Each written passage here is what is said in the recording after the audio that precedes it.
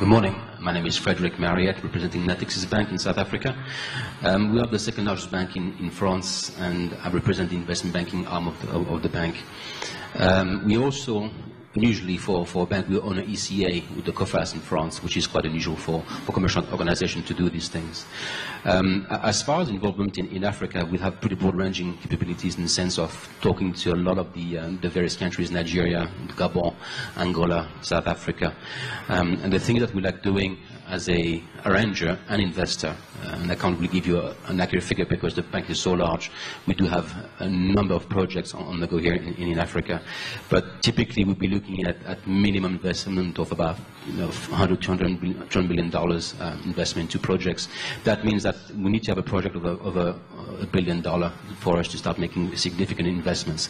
That said, we also are looking at smaller scale projects in a range of $40 to $100 million. It very much depends on the nature of the transaction. It depends on the currency of the transaction, on the country where the transaction is taking place, and how critical the deal is for the country where this is taking place.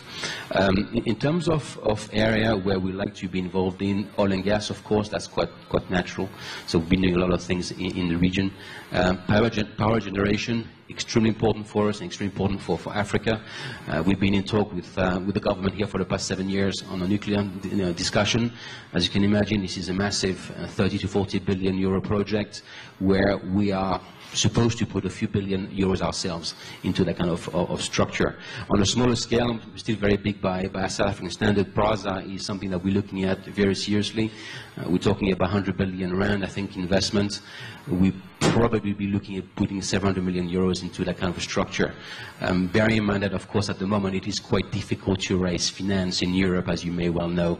We're having quite a few problems, European banks at the moment anyway. But apart from that, Transnet is also an organization we'll be looking at, and I think critical to us is to look at state-owned enterprises or some of our core clients in the mining field where we would like to follow them wherever they go in Africa. So if they have structures, mining set up in South Africa or Gabon or the DRC, we do, of course, are very sensitive to political risk, like all banks are. But because we're following a client, we take a different view on political risk, and we work very closely, of course, with ECAs and the various multilateral agencies.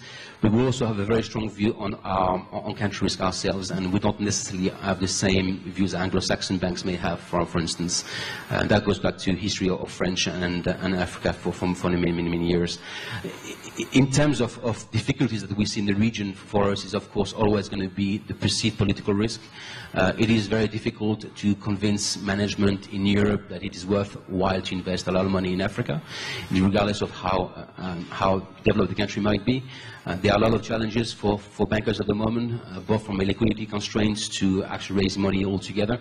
The returns are interesting in Africa, but the risk is also perceived to be very high. So there's a lot of discussion to be taking place between the sponsors, governments, and of course the multilateral agencies.